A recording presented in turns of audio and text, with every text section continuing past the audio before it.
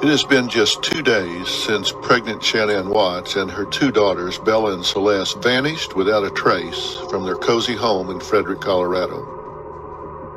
Before they disappeared, the Watts family seemed like the perfect family of 4 going on 5. But now all hope of seeing them together again, alive, is dead. Chris has confessed to a violent confrontation. He claimed he witnessed his wife murdering their children in cold blood and then killed her in a fit of grief and retaliation. He led police to the bodies. What was left of Shanann, Bella, and Celeste is found concealed in a shallow grave and in 2 oil tanks on a desolate oil field where Chris worked. Now Shanann's handsome husband, the father of her children, Chris Watts, has been arrested and sits behind bars, accused of murder. At every turn, police continued to uncover shocking new twists. They had the bodies and a confession, but from the start, police doubted Chris's outlandish story. He's already proven himself to be less than credible.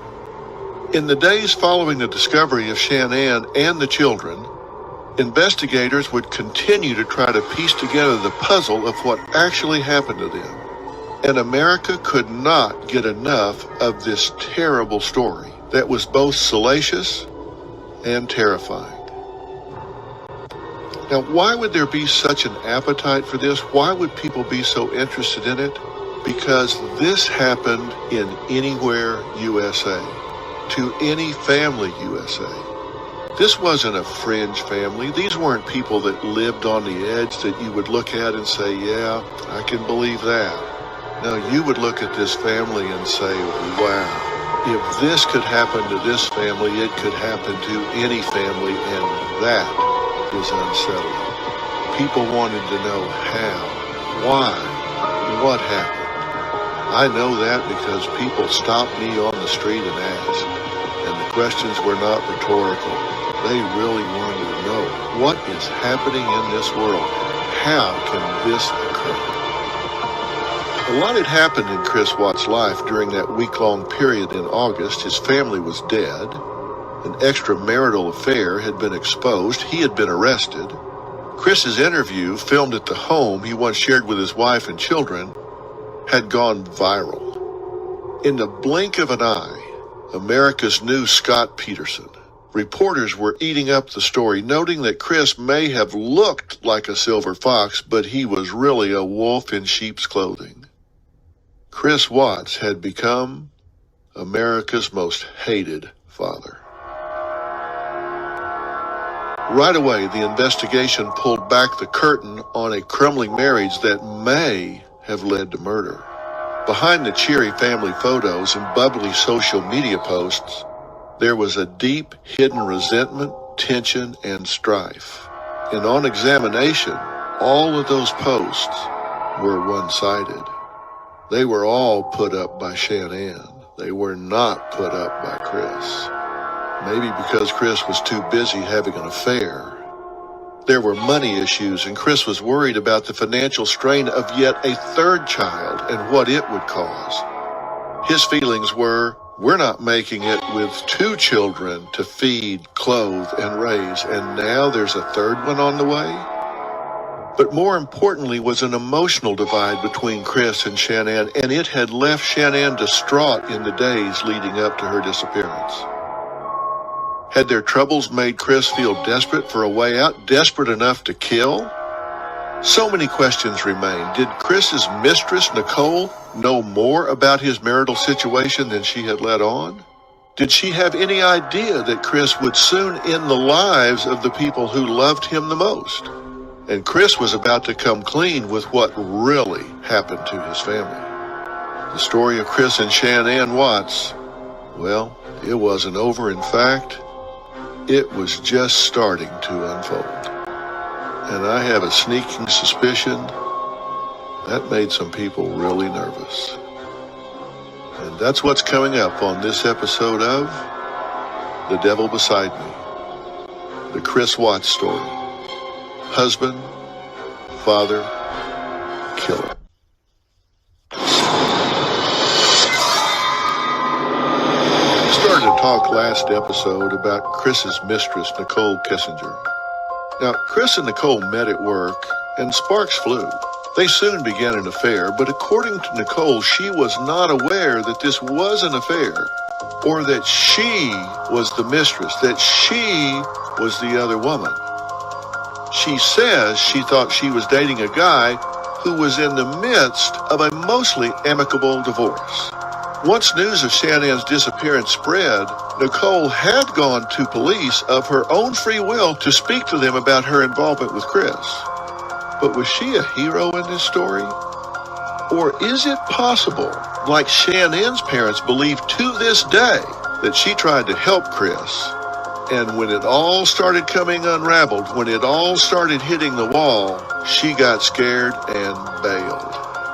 Was she actually helping him and got cold feet and decided, save yourself, girl? She was never arrested or charged. However, is there more than meets the eye with Nicole? Sure, she had been helping police. It seemed like she was on their side and not her lovers. She had told them all about Chris and Shanann's many issues. She told them Chris had confided in her that he was no longer in love. She said he talked about living alone. She basically handed them his motive on a silver platter. But Nicole also told police she had no idea that Chris and Shanann were expecting a baby number 3. She says as far as she knew, their marriage was kaput. Now, there are thousands of armchair detectives who passionately followed this story who just were not satisfied with that explanation, and they never said it. But it appeared to people following the case closely that the police weren't exactly satisfied with that explanation either.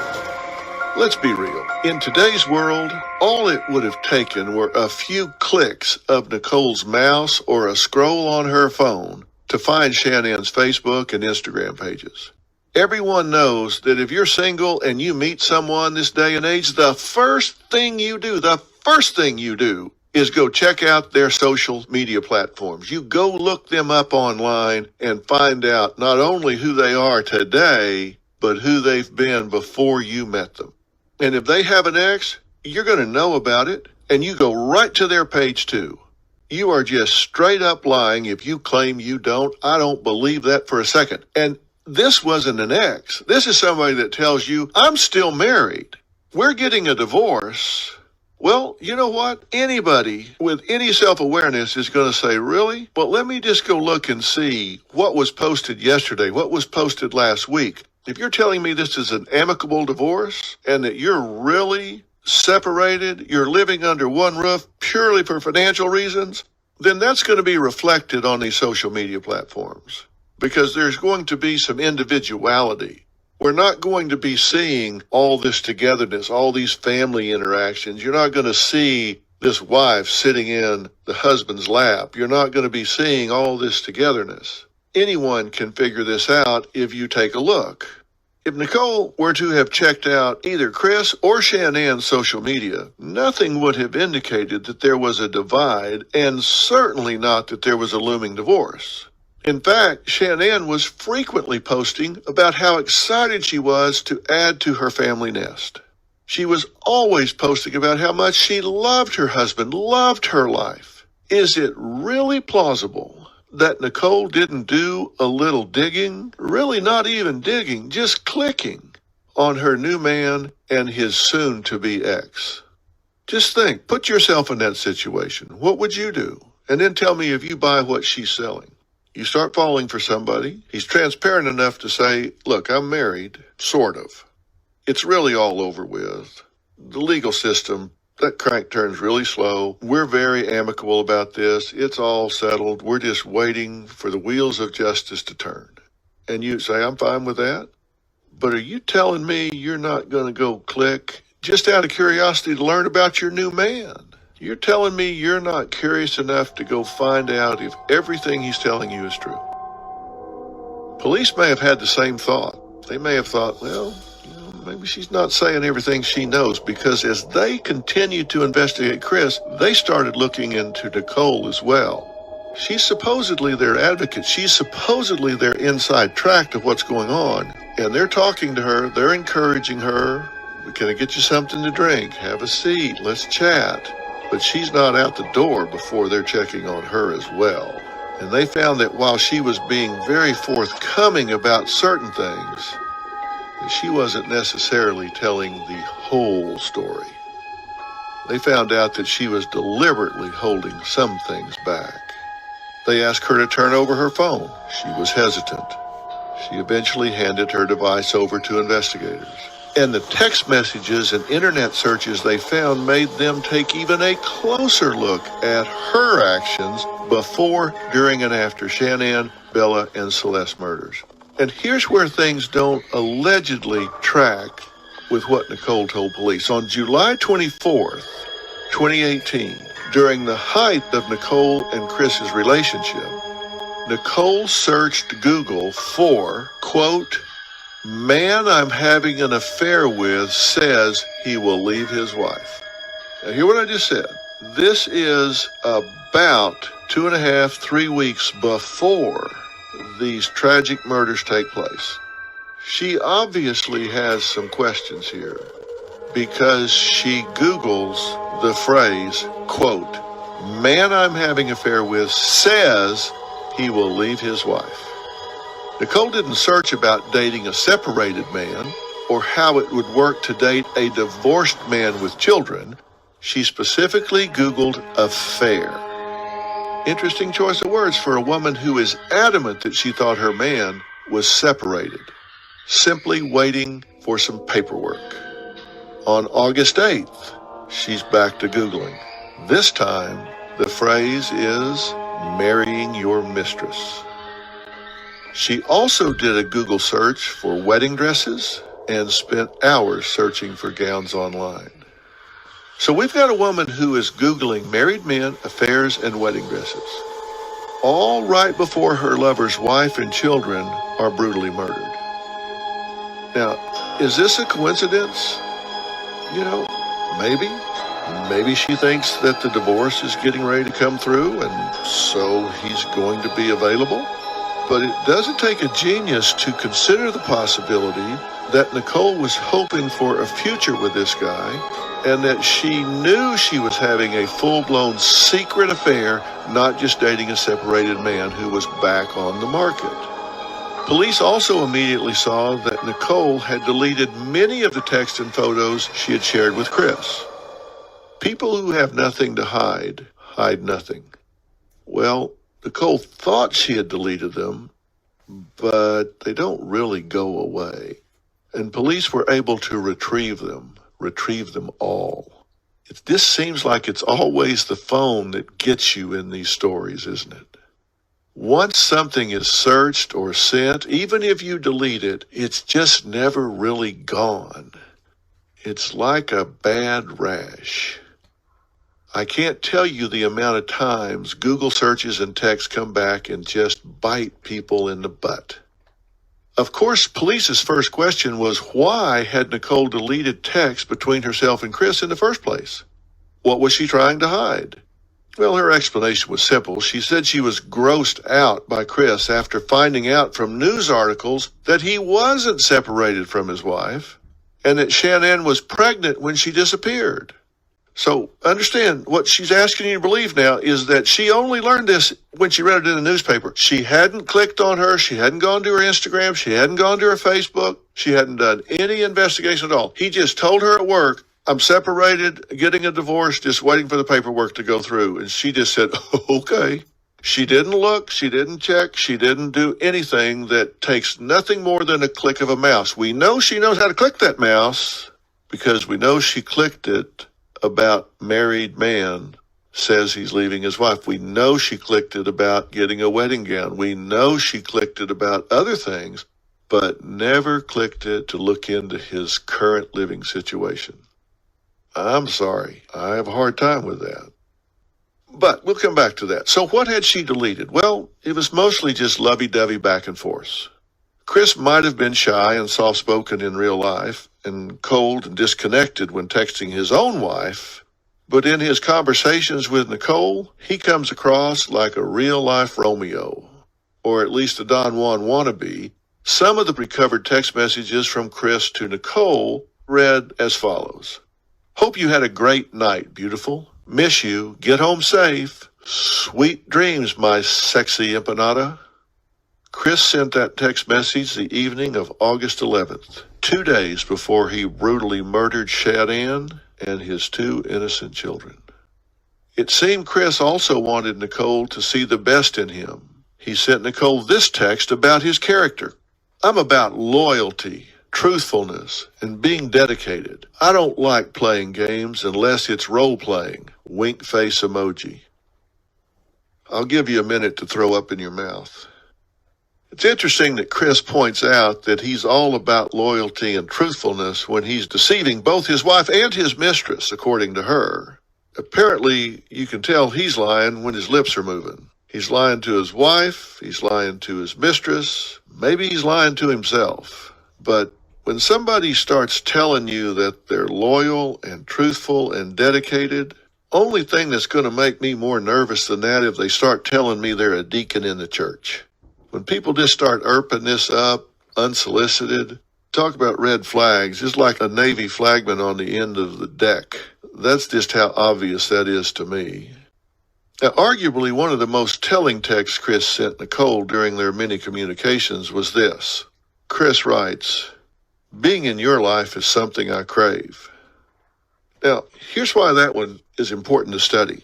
This wasn't a man saying he craved sex with this woman.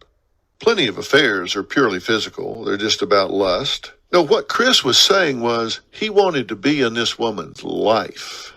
But did Chris crave being in Nicole's life enough that he felt like he needed to erase his own? That he felt like he needed to erase the family he had in his current life? Everybody has asked the question, if he wanted out so bad, get a divorce. If he wanted out so bad, just leave, abandon them. Anything is better than family annihilation. Why would you do that? Why would you have to do that? If you don't want to be there, leave. But a narcissist sees things only from their point of view. And understand, from his point of view, if he can just eradicate these people from the face of the earth, then A, he becomes the victim. Oh, poor Chris. B, there's no alimony, there's no child support, there's no legal fees. In fact, it could turn into a profit center. Now, while Shanann and the girls were visiting her family in North Carolina, Chris was keeping busy working out, trying to look his best, and wooing his mistress with racy texts and love letters. He was quoting country and reggae songs and buying Nicole mushy greeting cards with giant hearts all over them. In one handwritten letter, Chris wrote, and this is a quote, the first day I saw you, you took my breath away. The first day I had the guts to talk to you, I got lost in those stunning green eyes. The first day we hung out in the park together, I knew I was addicted. Big things will happen this year. Dreams will come true. Makes you wonder what big things Chris was referring to exactly, doesn't it? Did he have a plan percolating in his head that he was going to carry out in order to make his dreams come true? There were no dreams that were going to be coming true for anyone involved in this mess. No dreams, only nightmares. Meanwhile, Shanann was out buying relationship self-help books. She was out working to try to find a way to save her marriage with Chris. Instead of taking this gesture as an olive branch, Chris threw one of the books in the garbage. It could have very well been a metaphor for how he felt about her. He was checked out, done, ready to throw the relationship away, and her with it. He wanted to be rid of his old life in favor of a shiny new one. You just wonder how much Nicole knew. And you wonder what she would have thought if someone had whispered to her, if he'll do it with you, he'll do it too. But from the very beginning, the burning and heartbreaking question has been, if Chris was that unhappy, if he felt that burden, if he felt that trap, why not just get a divorce? Why did he have to kill them? Shannon's mother said she knows her daughter would have walked away without a problem. She knew that her daughter had enough dignity, had enough self-respect, had enough self-worth that she did not want to be where she was not welcome. Could something Nicole told her friend be a clue to his mindset, a clue to why he took this drastic action? When Nicole first spoke to detectives, she claimed that she hadn't told anyone about her relationship with Chris, but it wasn't but just a few days later she changed her story and admitted to police she had in fact confided in one friend about her relationship with Chris. Just one day before Shanann and these sweet little girl's death. Nicole told her friend the one thing she didn't like about Chris was the fact that he had already had children. She felt she might always be second best, and it bothered her that he had, quote, been there, done that. It makes you wonder, what if she mentioned those feelings to Chris? If he thought he might lose her because he was encumbered with a ready-made family? If he thought Nicole felt he would have divided loyalties, that she would always be second to his existing family, to his existing children. Maybe not to Shanann, but Celeste and Bella. Would she always be the other woman? If he thought that was a big concern of hers, and that he might lose her because she was threatened by his children, could that be the answer to why? Why he couldn't just leave? Why he had to get rid of the children and his wife permanently? Did he really just want to be with Nicole at any cost? And had she messaged to him that she wasn't going to be second fiddle to anyone or anything? And had he interpreted that to mean, you better show up with a clean slate, buddy? But Nicole insisted she had not disclosed her worries about his children to Chris, only to the friend that she had said she had not talked to. Because remember, she said she didn't tell anybody. The police have a witness here, a helper here, that lies one minute, tells the truth the next. So you have to wonder, are you lying now or are you lying then? Because you know she's lying, you just don't know when. Which is a lie, which is the truth. But she says she didn't tell Chris, she was just venting to a friend.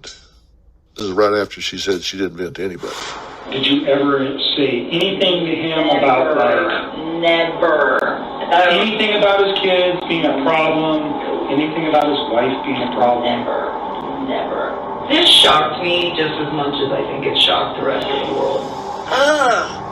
He's so disgusting. I'm so ashamed of him. Why? How? I don't even understand how you could, like, bring yourself to do that for somebody who's, like, that big. Nicole said she believes that she in no way influenced Chris to kill his family. She stated to police, quote, I legitimately think his cheese was sliding off his cracker long before he met me. Is that why she fell in love with him? Nicole also texted that same friend, quote, like, he seems too good to be true. Well, which is it? His cheese is sliding off his cracker? Or he's too good to be true? Again, it's just inconsistent. Certainly turns out she was right about his warped mind. In the days after her initial statement to police, she would frequently call detectives with additional information that she just remembered. I guess she was just sitting around and like, oh, wait a minute. Chris and Nicole spoke the night before, and quite a bit on the day of his family's disappearance. For most of the day, Chris told her he was busy with work, but the two exchanged text messages throughout the day as if everything was normal, as if Chris hadn't just murdered his family and concealed their bodies. Chris's day was busy because the tower of lies he had built were crashing down, and he was telling so many lies it was just impossible to keep up. Now, again, here's a window into his psyche. I've told you that narcissists have no empathy. They have no capacity to feel sorrow or remorse or to vicariously experience the pain that someone else might be feeling. That's why he has the ability to murder his pregnant wife and unborn child, and then ultimately his two innocent children, one of which looks at him in the eye and says, "You're not going to do to me what you did to her, are you?" But he can then whip out his phone and flirt with his mistress like he was on the way to Arby's or something. That takes a special kind of cold-blooded, detached psyche. It was at 3:45 p.m. that Chris finally sent an ominous text message to Nicole telling her that his family was gone.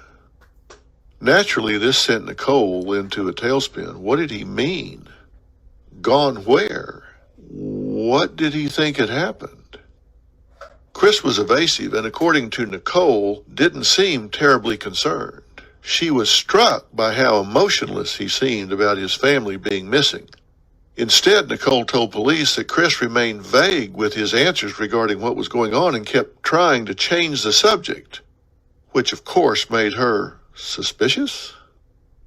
Nicole also spoke to the Colorado Bureau of Investigation agent Kevin Kobach about an eerie late-night FaceTime call she had with Chris on Monday, August 13th. Now, remember, his wife and children had been missing since that morning. I think we were talking a little bit, but he was laying down on a mattress that didn't have any sheets on it. And I remember asking him, where's your sheets, And he's like, oh, I washed them. And I remember he was saying that he was cleaning the house to try to keep busy, to take his mind off of things. I didn't honestly think that much about it originally because that man is always cleaning. He's a very, very, organized, meticulous, clean individual. So it did not seem like a super red flag to me. On his days off, he organizes. It's what he does. But something that just kind of dawned on me last night is he made the comment directly after that. He said, I had to wash the kids' sheets. He was they smell. And I was thinking about that last night, and I'm this man keeps the house so clean. That's the cleanest house I've ever seen. Why would his kids' sheets smell bad? Of course, we now know why Chris had no sheets on his mattress. Remember, police found bed sheets in the trash at the Watts residence, and also a bloodied sheet wrapped around Shanann's deceased body. A drone search located a lone bed sheet on the oilfield property. This aerial discovery was what initially led police to finding the bodies of Shanann, Bella, and Celeste. So now, Chris is FaceTiming his mistress from his marital bed, the very same bed he had strangled his wife on just hours before. He's now lying in this bed, feet up, comfortable, FaceTiming his mistress. Nicole mentioned that during that FaceTime conversation, Chris had also said that the blankets in Bella and Celeste's room were missing and that he thought Shanann might have taken them. Well, why would Shanann have taken the children's blankets when she left for a so-called play date? A play date that, when asked about it, he said, I don't know where. She just took them somewhere to play. By Tuesday the 14th, Chris and Nicole's romance, well, it was just abruptly over. All of their remaining correspondence had to do with Nicole confronting Chris about lying about Shannann's pregnancy. According to Nicole, Chris kept trying to change the subject and would not give her any straight answers. Now, of the many lies Chris Watts has told, this one has got to be one of the most cruel and frankly stupid. When Nicole demanded answers about Shannann's pregnancy and why Chris had not told her about it, Nicole says Chris told her that he didn't know until the day that Shanann disappeared that she was expecting. He then told Nicole that he was not the father. According to Nicole, she said it was at this point that she realized she was dealing with a serial liar.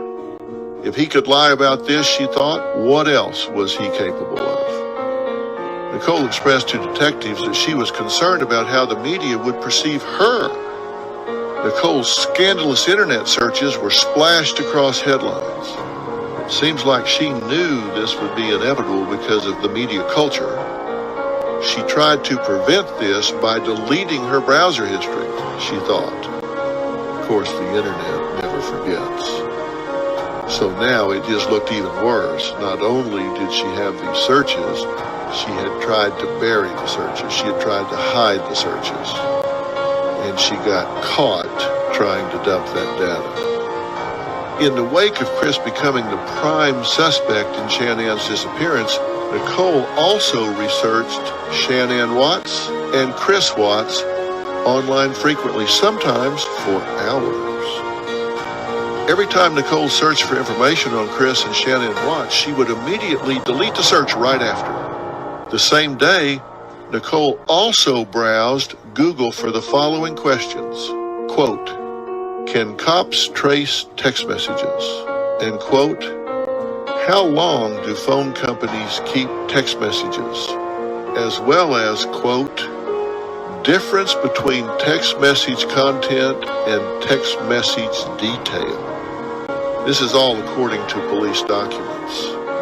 What she should have researched first was, can police track Google searches? After her initial statements to police, after Shanann and her daughter's bodies were found, get this. Nicole searched, quote, Amber Fry. Then she searched, quote, Amber Fry net worth. Then she searched Amber Fry book deal.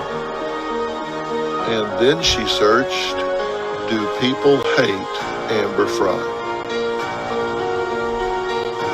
As much as people compare Chris Watts to Scott Peterson, you can also easily compare Nicole Kessinger to Amber Fry.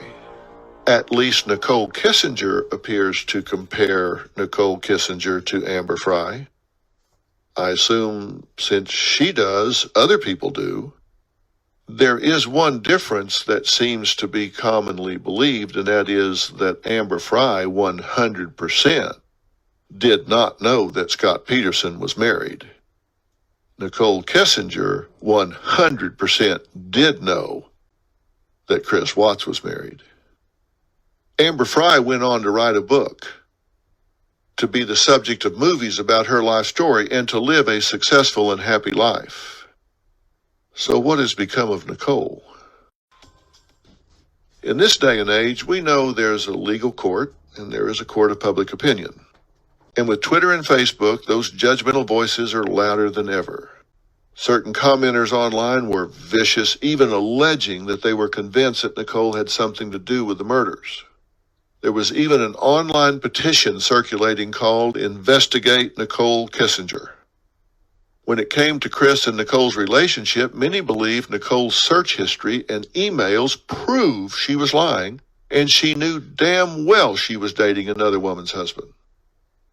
Well, I don't think you really need her search history and emails to prove that, because she said as much to the police.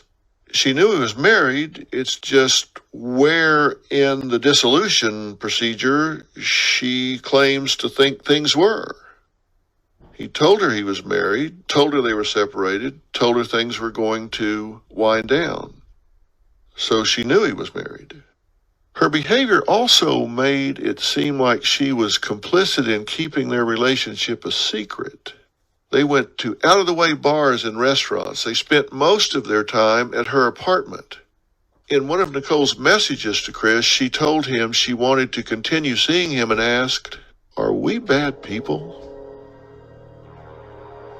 But whether or not Nicole knew the actual truth about Chris's relationship, the outcome was the same. She had gotten involved with a married father whose face was now splashed all over the front of every newspaper and magazine in the English-speaking world. And the word murderer was right next to his name. No matter how much Nicole may have wanted to erase or delete Chris and their brief involvement from her life, it seems that from now on their names will be forever linked. Nicole mentioned that she and her friends were trying to do damage control by taking down her social media accounts and removing the photos that existed of her on Facebook. Well, it was too late. Everywhere you looked, on TV, in magazines, newspapers, there were photos of Nicole Kessinger, the other woman. It's likely there won't be a book deal in Nicole's future. There are alleged accounts of her going into witness protection due to the amount of harassment and threats that she has received since this all came to light. She has never given a televised interview. Me and my team have reached out to her several times ourselves. And people will tell you, if nothing else about me, is I give people an opportunity to tell their story. Whether it's believable, unbelievable, outrageous, whatever. I give people a chance to tell their story. And then I ask the questions that people want to know the answer to. We've reached out to her time and time and time again. She's never called us back and has not been spotted publicly since. But her role in this horror story just might not have been completely done. Not just yet. On August 21st, 2018, Chris shuffled into court with his attorneys. Clad in an orange inmate suit, glasses and handcuffs, he was a far cry from the good-looking, all-American dad that he had presented to the world just days before. He looked somber, already older. It was over for him. The courtroom was packed. Everyone wanted to hear what Chris Watts was going to be charged with. The judge denied him bail. In the front row of the courtroom, Shanann's father, Frank, and his son, Frankie, sobbed while the charges were read. The DA's office charged Chris with 9 counts. He was charged with 3 counts of first-degree murder after deliberation for the deaths of Shanann, Celeste, and Bella Watts. Let me say that again. 3 counts of first-degree murder after deliberation. That means he didn't snap. This wasn't a crime of passion. He didn't fly into a rage. This was murder after deliberation, after thought. 2 counts of first-degree murder for causing the death of a person under the age of 12 while being in a position of trust. 1 count of unlawful termination of a pregnancy. 3 counts of tampering with a deceased body. If convicted of all 9 charges, Chris was potentially facing the rest of his life in prison and could face the death penalty. He made the decision to save his own life. I think he did that because he knew what he knew. And he knew that this could be figured out pretty easy. Although he still maintained that Shanann had killed the children, so he killed her, Chris took responsibility for all 3 deaths in court. He pleaded guilty to the charges. In exchange, he would not face the death penalty. So, Chris was now behind bars for good, and no matter what story he spun, he would pay for these heinous crimes. So the nightmare seemed over. The legal system seemed to have done its job. But as I've said many times, we do have a legal system. We don't have a justice system. You go to the courthouse to pursue charges. You don't go to the courthouse for justice.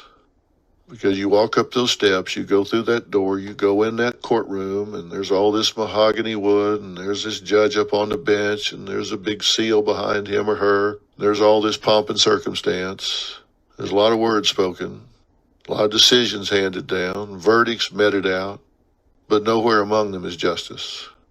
Because the only justice would be for Shanann, Celeste, Bella, and this unborn child to be back in this world. That's not going to happen. That would be justice. But given the limits of the system, what could be done was done, and the nightmare seemed to be over. But investigators, not the prosecutors, but the investigators, they weren't quite done. After all this, they went back in to interview him again, one more time from prison. So what was their reason for this additional question? They've got everything they can get, right? The legal system has worked. You can't try him for the same crimes twice. That's double jeopardy. So they've gotten all they're going to get. So why talk to him again? Well, we don't know for sure, but we do know that it would not make sense for them to be talking to him about further culpability on his part. They already have him. He pleaded guilty. They had recovered the bodies. Did it really matter what other details he added to the situation? He was locked up and paying the price regardless of what he now said. Shanann's parents had a theory. They strongly believe the reason the FBI went into that prison was because of none other than Mistress Nicole. Shanann's mother claims she believes investigators went in on a mission to get Chris to roll on his mistress. He did not, at least not yet. And again, she has never been implicated or charged with any crime. It turns out the worst thing that Nicole did, in the eyes of the law, at this point, is to fall in love with the wrong man. But whatever the reason was that they went in for, they came out with way more than they ever could have bargained for. They came out with a real confession from Chris Watts, an admission of exactly when and how he, not Shanann, killed his two beautiful and innocent daughters. And his entire confession was recorded on tape. We were able to find out what was on those confession tapes before anyone else. Shanann's parents were told the grim and horrifying details before they were released to the media, and they wanted to be the ones to tell the world. They didn't want this to come out from some third party. They wanted to be the ones that reported this because they wanted to dignify their daughter. Understand, at this point, the world had been told that their daughter had murdered their grandchildren. And they sat there powerless to do anything about it. They sat there with some people in America believing that their precious daughter had murdered their precious grandchildren. And add that to the loss of their daughter and grandchildren, and it was almost more than they could endure. And finally, this monster excuse for a human being told the truth. And they wanted the satisfaction of reporting that to the world. They contacted us. They wanted me to come there and help them tell that story. They would do an interview with me and reveal for the first time what Chris finally confessed he had really done to their beautiful daughter and their grandchildren, what he said to the children, what he said the children witnessed, and what their final words were to their, quote, daddy. So I flew to Pinehurst and sat down with them. And they told me not only what was in that confession, but what this had done to their family. And I'm going to tell you on the next episode of The Devil Beside Me, the Chris Watts story. Husband, father,